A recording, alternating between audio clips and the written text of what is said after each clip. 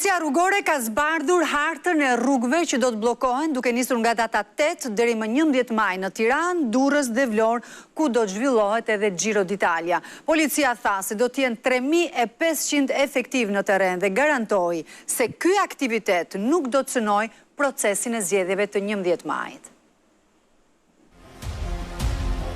Nga data 8 maj deri më 11 maj, qytete si Tirana, Durrësi, Elbasani dhe Vlora do të përfshihen në bllokime të përkohshme të qarkullimit të automjeteve në kuadër të masave për zhvillimin e një prej 3 garave më të mëdha ciklistike në botë, Giro d'Italia 2025. Altin Qato, drejtori i drejtorisë së Policisë Rrugore, shpalosi planin e uniformave blu për secilën nga etapat e kësaj gare. E para nis më 9 maj në Durrës dhe përfundon në Tiranë. Bllokimin e përkohshëm të akseve rrugore, që përfshihen në itinerarin e garës për secilën etapë, sipas një raporti teknik të miratuar më parë nga organizatorët e garës, e cili parashikon që këto akse, ku është itinerari i rrugës, duhet të ndëlira jo më pak se 2 orë para nisjes së garës. Etapa e dytë e kësaj gare në 10 maj do të shtrihet vetëm në kryeqytet, ku për shkak të bllokimit të qarkullimit në disa prej akseve kryesore, lëvizja e automjeteve do të devijohet në rrugë alternative. Nga ora 08 deri në 11 do të ketë lëvizje të kufizuar dhe nuk do lejohen parkime në segmentin rrugore.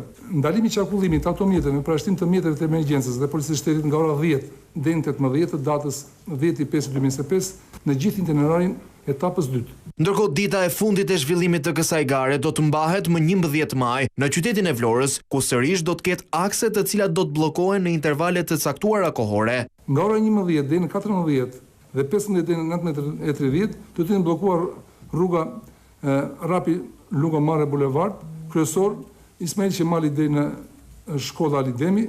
Duke qenë se zhvillimi i kësaj gare është në ditët kur në Shqipëri zhvillohet procesi i votimit për zgjedhjet parlamentare 2025, drejtori i Policisë Rrugore tha se janë marrë të gjitha masat që gjithçka të vijojë normalisht. Për të garantuar këtë, vetëm për garën ciklistike në 3 ditë do të jenë të angazhuar rreth 3500 efektiv të Policisë së Shtetit dhe asaj bashkiake në qarqet ku do të zhvillohet.